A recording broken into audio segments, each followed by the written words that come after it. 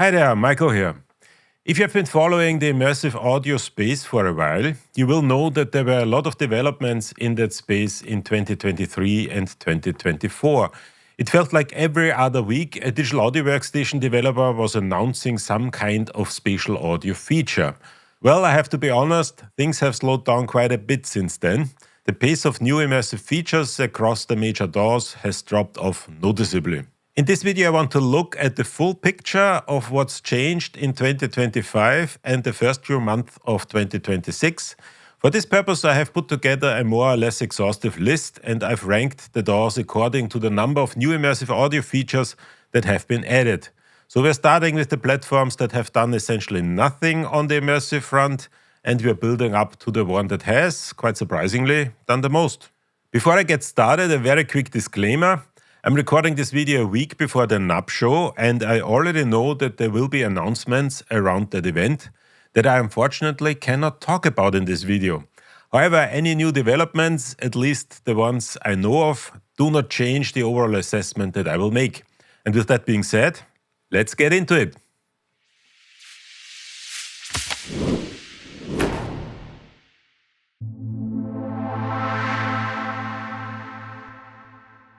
First up, we have what I'm calling the Stereo First group. These are DAWs that still have no native immersive audio rendering at all. And that includes FL Studio, Bitwig Studio 6, Universal Audio's Luna 2.0, Reason 14, and Ableton Live 12. Now, that doesn't mean that you can't do immersive work in some of these. Ableton users, for example, have been using third-party plugin workflows for a while. And then there's always the possibility to use the Dolby Atmos Composer system by Fiedler Audio.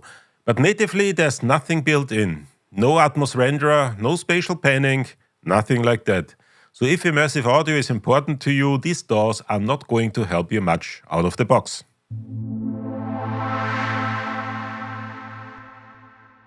Next, we have Mixbus and Reaper, and unfortunately, there's not much to report here either.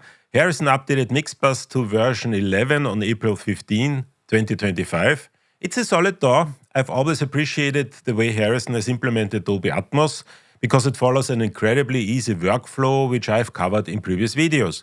But no new immersive audio features were added in that update. Reaper was updated to version 7 back on October 17, 2023. And there have also been no major updates since then in the immersive audio department. Now, Reaper is obviously incredibly flexible with its routing, and you can absolutely build immersive workflows using third-party tools. And the fact that it can support up to 128 channels per track, which allows for 10th order ambisonics, makes it a solid choice for anybody working with immersive audio. But in terms of native developments, there's nothing new to talk about. So let's move on. Now this one is interesting. Presonus Studio One was rebranded to Fender Studio Pro on January 13, 2026. So if you haven't been paying attention, yes, it's now a Fender product. But that's a whole separate conversation. In terms of immersive features, there are two minor updates worth mentioning, and they're both about spatial preservation during common production tasks. The 7.1 update from January 29, 2025 rewrote the core rendering algorithms for bouncing and freezing tracks. And what this means in practice is that if you bounce or freeze, for example, a 7.1.2 Dolby Atmos bed, the software now explicitly preserves the full channel configuration. That's a really important workflow improvement because previously you could run into situations where bouncing a track would effectively destroy your spatial positioning. Then the 7.1.1 update extended that same spatial preservation to the transform to bus and transform to rendered audio functions.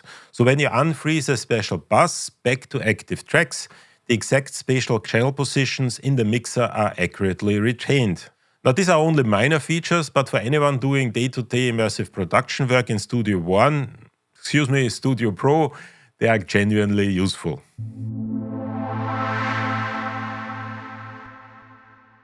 Steinberg updated Cubase to version 15 on November 5, 2025, and Nuendo followed with version 15 on March 25, 2026. The one thing to point out here is the new Convert Channels function in Nuendo 15. This is actually really useful. It automatically splits interleaved multi-channel audio files, so your 9.1.6, 7.1.4 or 5.1 or whatever files, into their mono stems.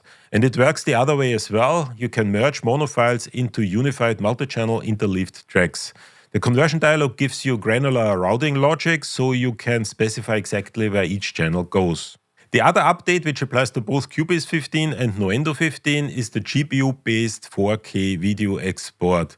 The video export engine now supports GPU-based processing for Ultra HD exports natively. Now you might be thinking, Michael, that's a video feature and not an audio feature, and you are right. But in post-production workflows where you're delivering immersive audio alongside video, which is increasingly common, having native 4K export without needing to round trip through a separate application is a meaningful time saver. So it complements the spatial audio side of things rather nicely. Logic Pro was updated to version 12 on January 28, 2026, and Apple has added some really solid immersive features here, so let's check out the big ones.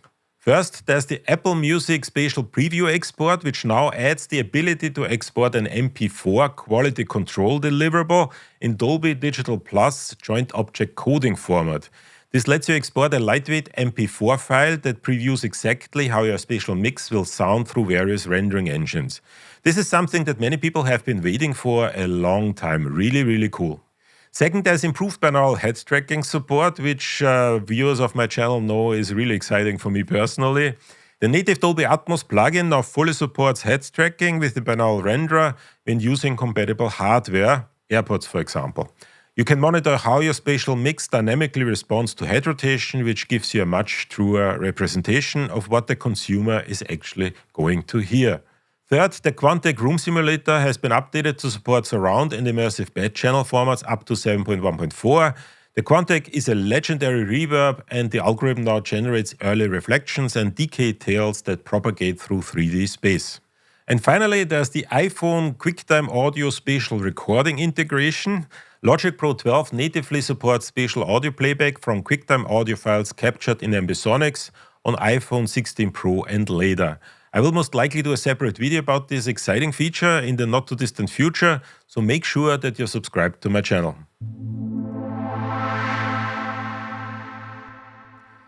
Now, before we get to the top of the list, I want to give an honorary mention to Steinberg Wavelab 13, which was also updated on January 28, 2026. Wavelab 13 now has full Dolby Atmos support. Obviously, Wavelab isn't a DAW in the traditional sense. It's a mastering and audio editing application. But if you're working in the immersive mastering space, this is worth knowing about. I did a separate video in which I reviewed the Dolby Atmos workflow in Wavelab 13. I'm going to leave a link in the description below. This was a really, really cool addition.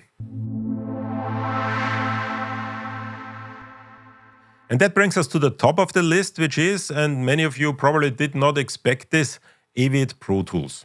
Now let me walk you through what they've done, because the sheer volume of immersive features that Avid has added is really quite remarkable.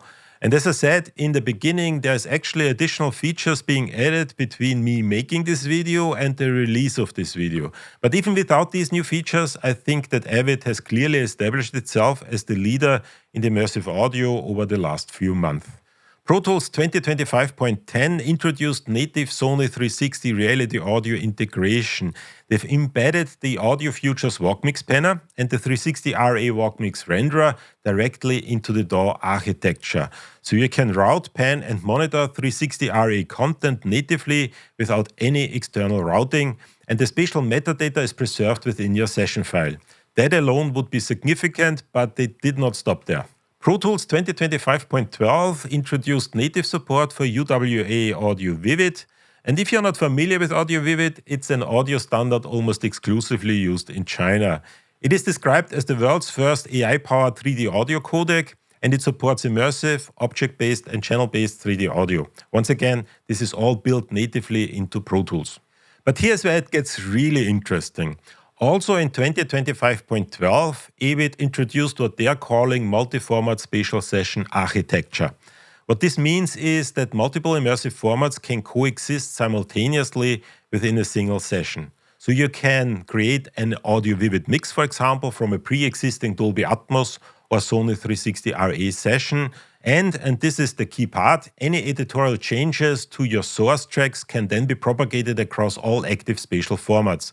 You can change something in your Atmos mix, and Pro Tools will assist you in updating the Audio Vivid and 360 RA versions accordingly. That is a huge workflow advantage, and I will make a separate video about this feature in the near future. Once again, make sure to be subscribed to my channel.